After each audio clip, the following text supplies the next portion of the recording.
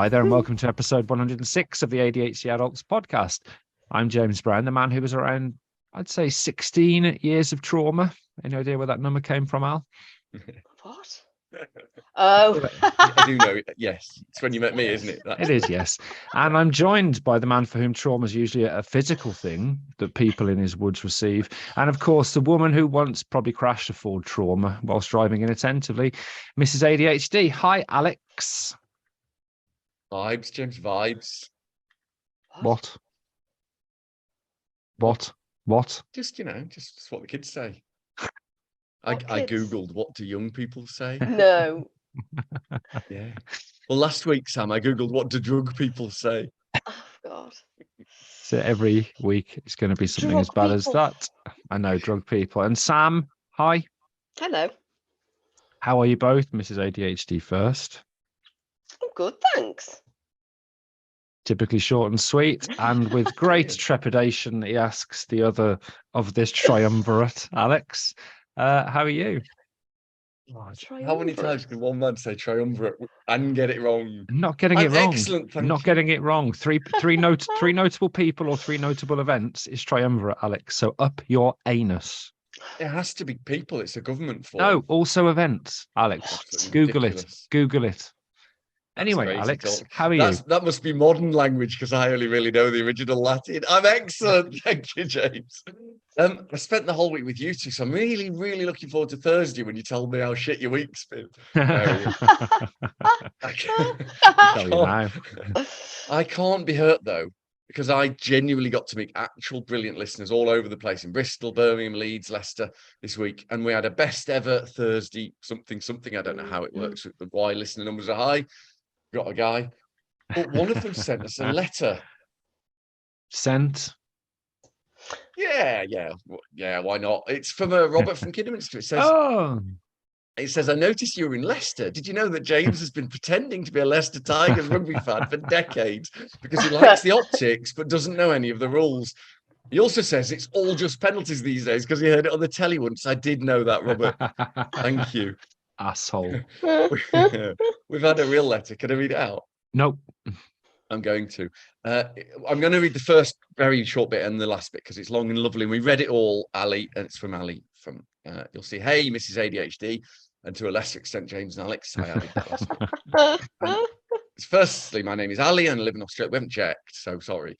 As I suspect is often written in the letters you get, I stumbled upon your podcast after I was waiting diagnosis, and it's been so helpful ever since. There's some really great bits about Ali's journey to peaceful wildness. Continuing, James. Did she say that? Did she fit? Did Ali actually? Of course she didn't. It's an awful thing to say. Nobody would. You'd be a monster. But the bit we really wanted to read out for you was Ali says, this is the part where I say, thank you. I know you all hate compliments. We do. But your work has and is changing my life. Alex, I don't know how, but you managed to keep me focused during your academic word vomit. And that's been so crucial in understanding and accepting how my brain works. James, your honesty and ability to just say it how it is made me realize and advocate for the way this diagnosis does impact my life. I love it in that. Mrs ADHD, when you share your personal experiences, it feels like you're holding a mirror up to me. Thank you for leaving. In the moment you started crying during one of the podcasts, sometimes it feels so stupid when I'm so overwhelmed by daily tasks. All I can do is cry, feel weak and immature, but it's not weak. In that podcast, I heard a strong woman learning and advocating for other women like me, just trying to get through each day with ADHD. Please never stop being unapologetically you. So thank you for your work. It's been life-changing. Ali, I'm going to come out of character, Sam, and say I agree with that. James? I agree with the fact that Sam's strong. I mean, I've seen her biceps, and she can do a lot more press ups than I can. But that was genuinely lovely, Ali. Thank you. Yeah, it was. It really was. I put that in there, and I clearly hadn't read it properly at all. I must have read the first bit because you started reading that, and then I got really emotional. You also took the one out that I'd put in to replace it with that, which is great. Yeah, it was lovely. Academic it was well done. Should have called the podcast. No editorial rights, apparently, and yet. Internationally, James. Really good question. Well, if I have a look, we are by one country to 155 countries. What are the chances? None.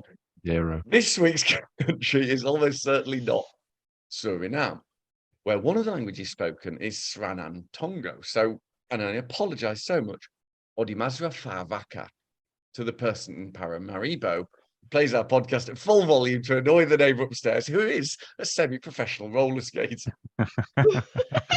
Amazing. I don't know. Okay, so as usual, this person who makes you look at their holiday photos, even though after seeing 3 of them, you said loudly, "Yeah, look lovely," of a podcast, is a tragedy in 3 parts. We choose a theme. Last week we talked about ADHD and psychedelics, and this week we're going to focus on a topic that lots of people have asked about, and that gets raised at James's pathetic little talks that no one attends unless they go to the wrong venue expecting something good. Alex has been tinkering with the script. As a shout out to Bryony, Nico, and the lovely, lovely Mama Chameleon for suggesting this topic. We're going to talk about ADHD and trauma. Vibes. The 3 parts, as usual, include the trauma-inducing, evidence-based information delivered in semi-English by Alex the Psycho Education Monkey. Hello. Personal reflections on the theme and top tips, topics, difficult to do, but we'll give it a go. So, Alex.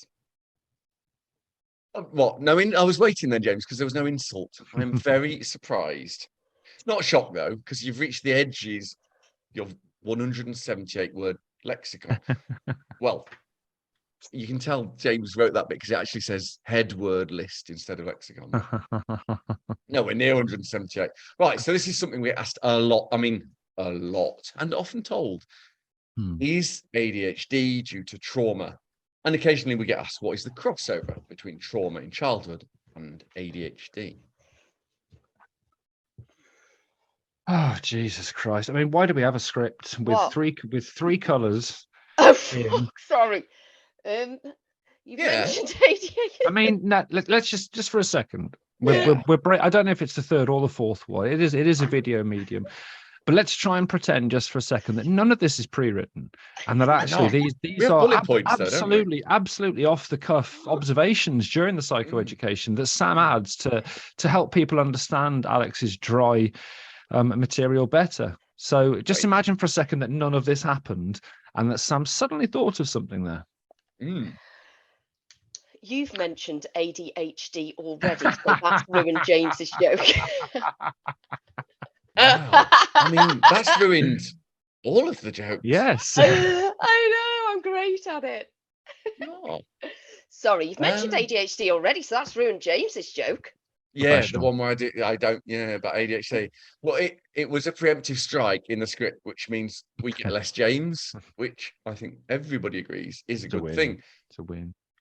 Quick reminder, there is abundant high-quality research, and that suggests that in almost all cases of ADHD, the consensus, James, is that a combination of our genetics and environment leads to the brain developing differently.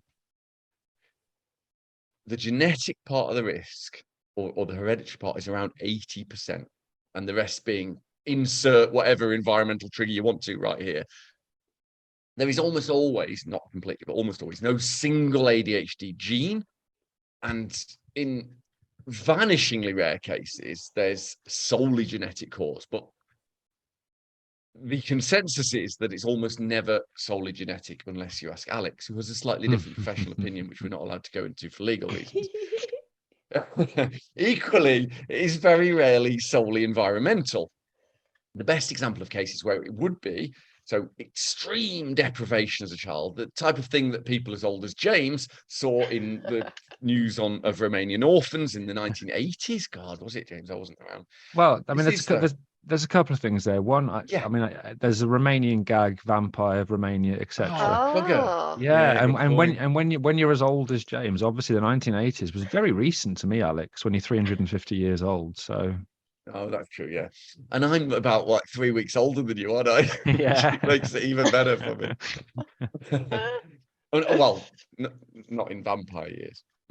This is, though, thought to be a distinctively complex and impairing variant of ADHD, deprivation-related ADHD. Otherside, James wrote that. I don't know what he meant by it. Otherside. What does that mean? It's obvious. So hang on a minute. We stopped filming this earlier because I said something ableist. That's the fucking typo, and you know it. Oh, really? I didn't think it was a Sam's just ableisted herself. Alas. We're breaking all the walls here as well, because it's Yeah. very clear that you've written Alex's psychoeducation for me. Yeah, and people are going to be so People think surprised. you're I thought we actually were clever, so Alex. professional. I know exactly. Okay. Anyway, Go other on, side. Other side. Yeah, Other side, for almost all of us, it says here, James wrote that as well, because I don't agree. The combination of dozens and actually maybe hundreds of mutations in our DNA, plus an environmental trigger, leads to ADHD developing. These environmental factors are called correlates or associations because there's not enough evidence they can actually cause ADHD to develop on their own, so we call them correlates. So what kind of environmental things then?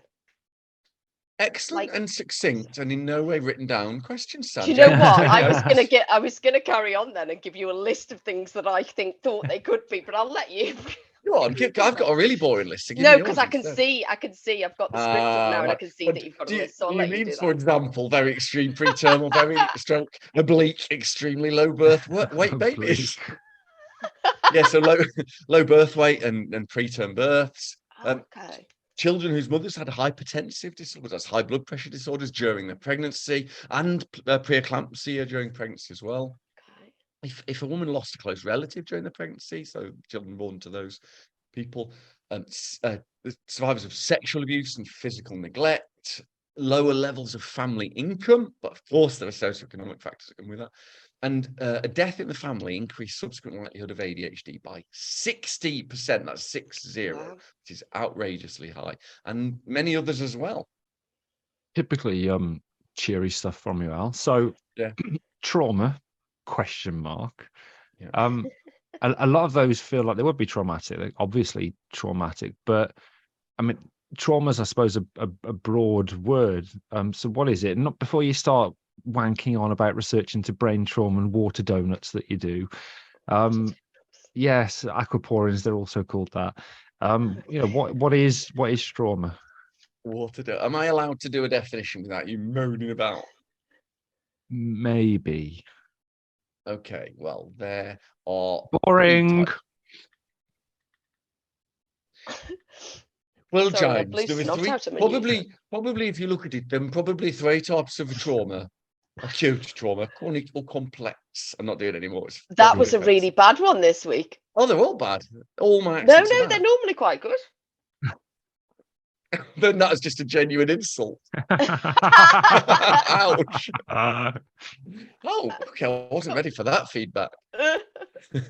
So it's a funny one, isn't it? Trauma. Right. So 3 types of trauma: really acute, chronic, or all sorts of things. So acute trauma typically comes as a result of a single traumatic incident. Chronic trauma, as it sounds like, tends to manifest with repeated, prolonged incidents, domestic violence, abuse, that kind of thing. And complex trauma is exposure to multiple and varied traumatic events, often of an interpersonal nature. It's tricky, I know. Early childhood trauma generally refers to traumatic experiences that occur in under 6-year-olds. That's what it means. So obviously abuse, sexual, physical, emotional. I'm sorry, these are awful things. Natural disasters, illnesses, surgery, neglect and deprivation we've talked about. Traumatic grief because of loss, victims of crime, kidnapping. Many, many, many horrible more things. Can I just ask? So my friend is a therapist, and she says that trauma and ADHD present in the same way. Is that true? And could they be confused for one another? Yeah, I mean, that's a really brilliant question. Again, James. So short answer is yes. Exposure to traumatic events, prolonged, especially repetitive exposure to traumatic events in inverted commas, because it's hard to define. Widespread psychological and biological consequences of that. It doesn't have to, but can include coping abilities, affected, impaired emotional regulation. I mean, listen to these with your ADHD head on, right? Decreased self-regulation of behavior, can lead to anxiety, depression, dissociation, impulsivity, aggression, cognitive distortions, attachment disorders, substance abuse, emotional instability, developmental delay, disruptive disorders, you can probably tell from that list that trauma and ADHD clearly have masses of crossover traits and symptoms. And there's a bi-directional relationship as well between trauma-related disorders and ADHD, with each one predisposing to the development of the other, and often as well worsening the severity of the other one. Wow. So long story short, they can probably be misdiagnosed then, I guess. And as a second question, because I don't want you to answer the first one, what about the whole kind of trauma? This is the thing that we hear quite often, the trauma causing ADHD bit. The trauma causing ADHD bit. You used to be a scientist, James. Well, broad spectrum term in its scientist. Anywho, what can we say based on research? Well, there's a massive trigger warning klaxon here. Children who have a childhood trauma would certainly probably have a higher risk of developing ADHD. And adults with ADHD are more likely to have experienced emotional abuse and neglect as children. Women with ADHD are more likely to have experienced sexual abuse and physical neglect. It is so important to state that you do not have to have had a childhood trauma in order to get ADHD. And if you've had one of those childhood traumas, it doesn't mean you will get ADHD. And this is where some of the, what do we say, James? Should we say popular writers on the subject of ADHD? Get it wrong, rightly or wrongly, on purpose, get it wrong. And this, we think, leads to people feeling inauthentic or misunderstood, as they, for example, don't have a childhood trauma to pin their ADHD on, like me. There are many paths and roads to ADHD, and trauma is one of them. That's the way it is. Okay. I phased out for a lot of that. I think it was probably okay. There were words there. They were delivered by somebody. On the back of that, we'll be back in part 2 to do some stuff. See you in a bit. You're so horrible. Bye. No. Alex, hi. Aight. What's up? Hello, Governor. 3, 2, 1. Welcome back to episode 106 of the ADHD Adults podcast, where we're talking about ADHD and childhood trauma. This is part 2, where we will talk about personal reflections on trauma and ADHD. James, do you have any personal reflections? Good question, Mrs ADHD. Thanks. So reading that list, it's clear, and having read around it, the trauma can be objective and subjective. In other words, there are things that are objectively traumatic and things that some people can find traumatic. And none of the things in that list of traumatic events resonate with me. I was born too late to have connections to my grandparents. So although my grandmother died when I was 5, there was no major death in the family until Robert from Kidderminster many years later. There was no abuse or neglect that I'm aware of. We didn't grow up in abject poverty, and there were no natural disasters in Clibri Mortimer, etc., apart from the natural disaster that is Clibri Mortimer. I was going to say that. Maybe illness. I was a sickly child, and I still get called that by my family, but there was nothing too serious, growing up with asthma and eczema and etc. And that hair thing going on. And the hair thing, yeah. And obviously, as everyone knows, I've grown out of all those illnesses now, because there's nothing wrong with me practically. There's no medical conditions that are associated with me. But, and it's a big but, Alex, like yours, I hear this at every talk. We hear it all the time, and it clearly resonates with people, because for some people who have had a traumatic experience and do have ADHD, or are at that kind of misdiagnosis area of trauma and ADHD presenting itself similarly, and when you read out that list of how trauma can manifest itself, I mean, that is, you're describing the symptoms, or many of the symptoms, of ADHD. So I absolutely get why people who have trauma feel that would be the cause of their ADHD. Why people might get diagnosed. Why people who read that list might think, squint there, Alex, might think, well, yeah, of course, then they've got a dual cause. Even popular writers, Alex, that might read that list and think, well, they're the same thing, but they're not. So what I would say is that whilst it resonates with people, and if it resonates with you, if you went through a traumatic experience, then nobody can diminish that, take that away from you, steal it from you and say, no, that's not why you've got ADHD. But please, people, don't tell everyone that ADHD is due to trauma, because it isn't in everyone. And it comes back to that whole saying ADHD is thing that lots of people do. ADHD is a superpower. ADHD is due to trauma. ADHD is X, Y, and Z, because we are all slightly different. And again, we have to think about protecting those amongst us, like Mrs ADHD, who needs protecting from these kind of accusations. Moving on to Mrs ADHD, Sam, thoughts? And probably lots of them running at the same time. Yeah, but I will. Yeah, there are lots, and I can't really organise them because it's been a busy morning. But well, so I've got friends that were abused as children, that when I have told stories about things that have happened to me, would say, well, you were abused as a child too. Now, I can see that they were abused and they might have trauma from that, but it seems so different to my experience. And although some things that I've experienced could be put down, as abuse, I certainly wasn't traumatized by them, like, at all. So the question I want to ask is, who decides what trauma is? Because if somebody tells me that, I was abused and I've had trauma, surely it should be me that decides whether, because I wasn't traumatized by things that happened to me. There was a lot of violence back then. Like, everybody I knew was beaten every time they were naughty. And, and actually, so if we take the nuns beating one when I was at nursery, which was a very young age, which, could of course trauma for some people. But I was beaten actually because I had ADHD. I was disruptive, and that's why they beat me. I was loud and I ran around, and the instances that I was beaten was because I had ADHD and I was naughty. I was seen as naughty, so I already had it, I think, when I was born. So, but yeah, that interests me. Like, who decides, and does it matter? I know that sounds awful, but now that we've got it, does it matter why we've got it?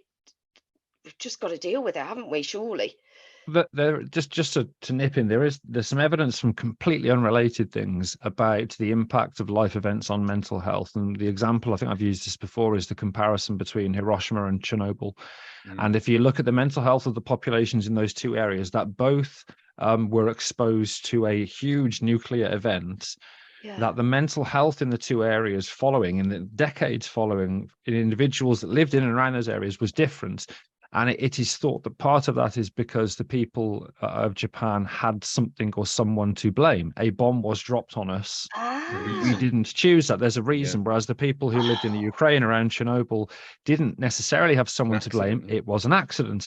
And therefore, actually, for some people, if there is something that they can assign or ascribe blame to, it might have an impact on their mental health, I imagine. So for some people, I think it is important that they, that maybe even if it's subconsciously, have something to say, I think that is what caused this, but that won't be everybody.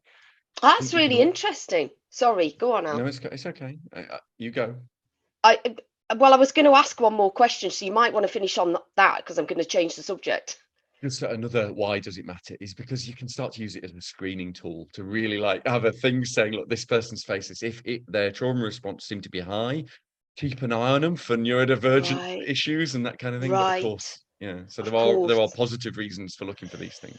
Yeah, the one thing, there's something that the other thing that I was going to ask was epigenetics. So my mum, Irish Catholic, grew up in Belfast in the midst of the Troubles, had a fucking really traumatic time. And my dad grew up, poor, he was beaten, he had a really bad time as well. What role does epigenetics play? And can that then cause ADHD? Because I can inherit trauma through through my genes, can't I? Yeah, it's a brilliant question. Thanks. So yes, it's very possible. The evidence isn't there yet. We haven't got evidence that. So a good example out in the natural world is that rabbits that are born to parents that are starving would be genetically or sort of genetically different to the exact same children with the exact same parents who were brought up in times of plenty. And so you can see that this is and it lasts a few generations as well, not forever. Really interesting. So Sorry, I got confused then because you said rabbits and then children and parents. Yes, the pet children and parent rabbits. yes. You know, rabbits can have Well, children and be parents I would not have got away with that. Alex would have undoubtedly pointed out that there is a name for baby rabbits and daddy and mummy rabbits. Yeah. I'm just pointing out an inequality. That's all. Anyway, Do carry on. Name them. Right. The kittens of that is what they're called.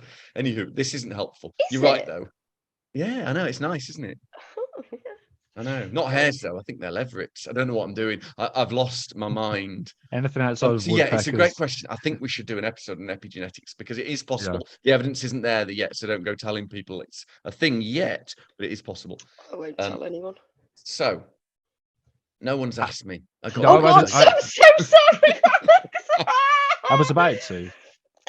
Right, thanks for that, guys. We'll come back in part 3 with just getting you back, isn't it, to last week? Right, Alex, what about you? Any personal reflections?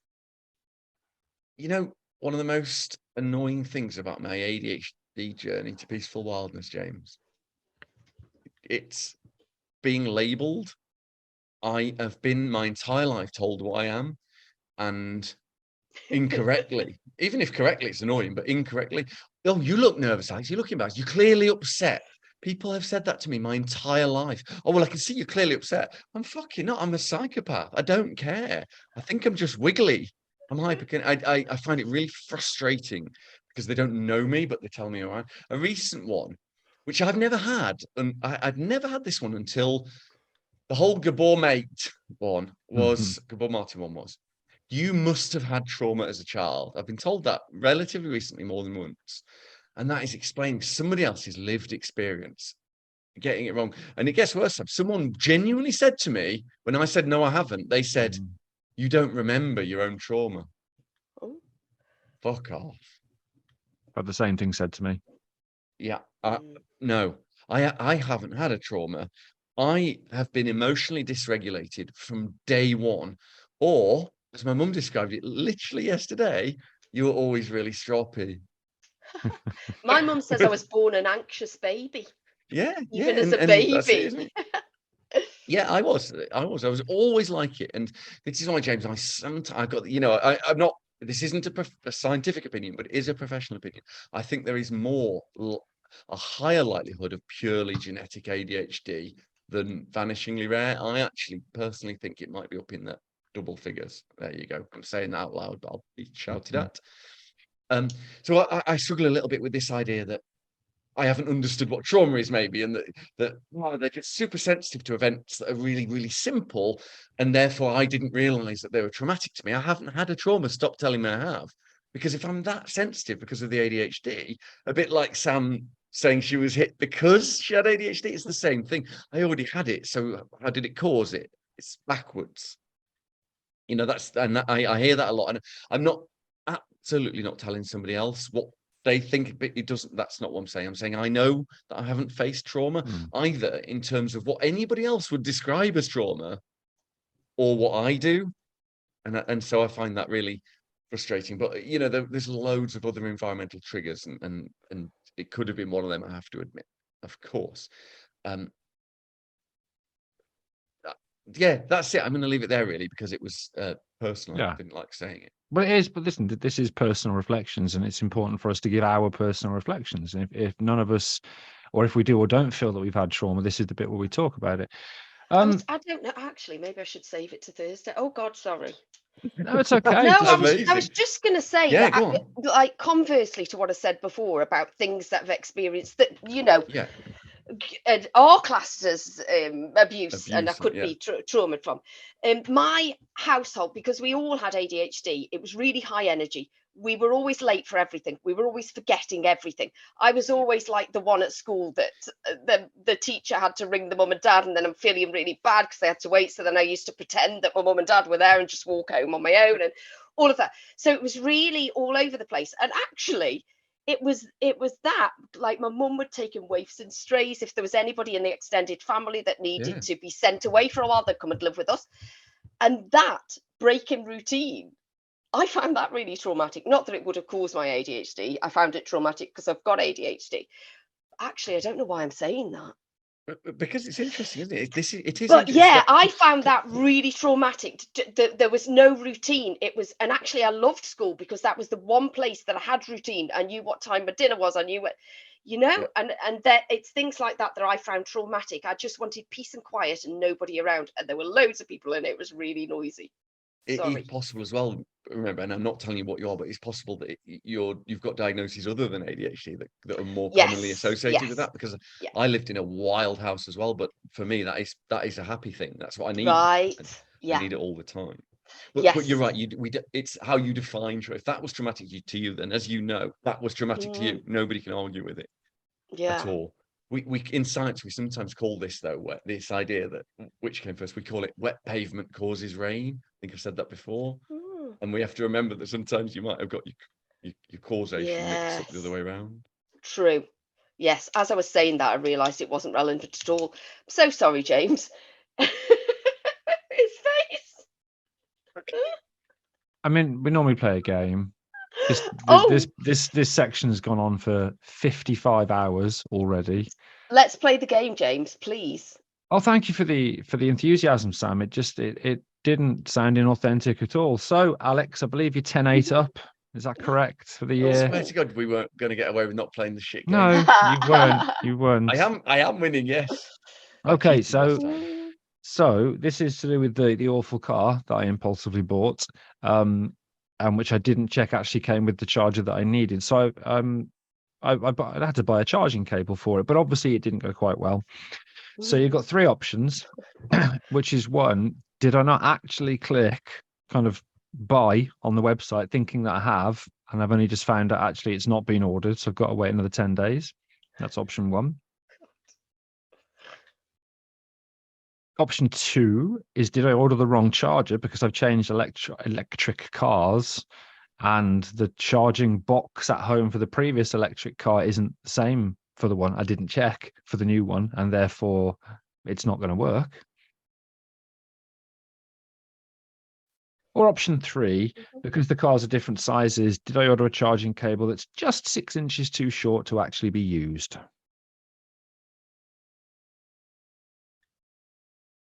Oh, that's a good one. Right. I don't think it's that you didn't click buy on the website because you can't use a computer because you're riddled with virus from all your mucky books. That's what I think. I don't think it's the charging boxes are different because they're standardized while we're still in the EU-ish. So I think, just like you, 6 inches too short. Bastard. Ding. Oh my God. I know. I'm going. Look at you, Al. You're on fire. Like James Dean, I wish he very was. cool. Doing like Hang on. shoulder rolling guns. So the lead was 6 inches too short. Well, if you've just walked past the car as I'm charging it, Sam, I wondered why it was parked the other way round. Parked the other way round, backed right up next to the garage, and the charging cable now has to go over the car and just about squeeze into the charging portal. So it's not an ideal situation. Tell you what is an ideal situation. You've been 11-8 up. Get lost, right? We'll be back in part 3 for Alex not winning at life. Hopefully, see in a bit. It's really harsh. Right. Okay. Alex, do you want to bring us back in? Because Sam brought us back in. Yes, please. Right. What is it? 106, part 3. Coming back in 5, 4, unos, dos, 1. Welcome back to episode 106 of the ADHD Adults podcast. We're talking about ADHD and childhood trauma and the links between them. As always, in part 3, we're doing James's tip topics. James, have you got any tip topics for us about about not having trauma? I don't know how we do. No, that's no. But I'm not doing that. My top typics, the particular trumpet that I'm spunking from in this session is nothing to do with me not having trauma. It's to do with people who feel that they do have trauma, and whether that is you've got ADHD and you've got trauma, or whether it's that your trauma symptoms are making you think you've got ADHD, and that is that there is effective trauma counselling. There are people that can genuinely help you with your trauma, regardless of ADHD or not. You remember we had Dr. Nick on recently. Well, Linda, who is Nick's wife, who's lovely, the online trauma therapist on Instagram, is an example of an excellent trauma therapist that can help people work through their trauma. So if you genuinely think that you've got trauma, whether it's the cause of your ADHD or not, there is help out there. And then I suppose it's just to reiterate that, remember that we're all different. It's really sometimes difficult, particularly maybe if you have traits of other neurodivergent disorders, to accept that your reality is not the same as everybody else's reality. And what that means is that if you did have a trauma, then it's okay to feel that that may have been the trigger for your ADHD. If you didn't have a trauma, it's okay to think that, well, trauma had nothing to do with my ADHD, but it's not okay for each of those people to tell the other people that they're wrong. It's not okay to say, no, trauma didn't cause your ADHD or wasn't involved. And it's not okay to say, well, you must have had a trauma. Remember that we are not the same. Your personal experience and your lived experience is valid, but it's not the same as everybody else's. Sam? Yeah, that's really good, actually. I'd echo therapy as well. I was just thinking about when I went to so I grew up in, obviously, really working class area in Stoke. Sorry, people in Stoke. Well, according to James's accent, South Central. But and there was a lot of violence around. There was a lot of poverty around. There was lots of things going on. It wasn't until really I went to probably college, maybe, that I saw other people that didn't grow up in the same environment as me that realized that people had different experiences than me. But also when I went to therapy, I realized that some of the things that I'd experienced in life weren't that typical of the general population. But what it also made me realize was that I dealt with things, a lot of things, in a way that I actually should be proud of. Not that I am, because I can't ever feel proud of myself. I'm not there yet. But I think it identified things about myself that maybe when I'm ready I could use, and I think that's good. But also having someone impartial to talk to, I think, is really valuable. And opening up to other people can get other people to open up as well. So I think, if you've experienced trauma, and could be, and other people that have, I think talking about that, even without a therapist, just with one another, especially because if you've been through trauma, you've probably had a lot of therapy already. So talking to other people with trauma who have had therapy as well could be really useful, and it normalizes it. When we say, not that it should be normalized, but on the ADHD forum, when you don't have to explain yourself to code switching. Yeah, I would imagine that people that have been through trauma, that it's a similar thing for them, that other people won't understand things that they've been through, or might be shocked by things that they say. And if you've got somebody that's been through a similar thing to you, I think talking to each other might be really useful, maybe if there's a local help group or something. Alex? Thanks for that top tip, Sam. I've written it down. There's no need for that. No, and actually I agreed with everything. It was just kind of psychoeducation. That's my fucking thing. Oh, right. Sorry. I keep doing that, don't I? No, you're absolutely right. It's pretty much what I was going to say, actually. That no, it's not. No, I hadn't written it down. I agree. I just agreed okay. with everything you said. And Oh, it was, yes, absolutely destabilizing for me. Sorry. Don't know where I've gone wrong. And what James said and what you said, it was everything really. Trauma causes ADHD, not all ADHD, and that's really helpful to remember and to validate all of our differences. If yours was caused by trauma, that is a fact as far as I'm concerned, and same as James. If it wasn't, it wasn't. So I've got one tip. Are you ready? It's to reject any simple explanations to complex questions, especially if they're there to sell a potion. Or a book, or TV career, some other bullshit. If someone's telling you that they have a simple answer, then back off quietly and just nod and walk away. big pile of old shit.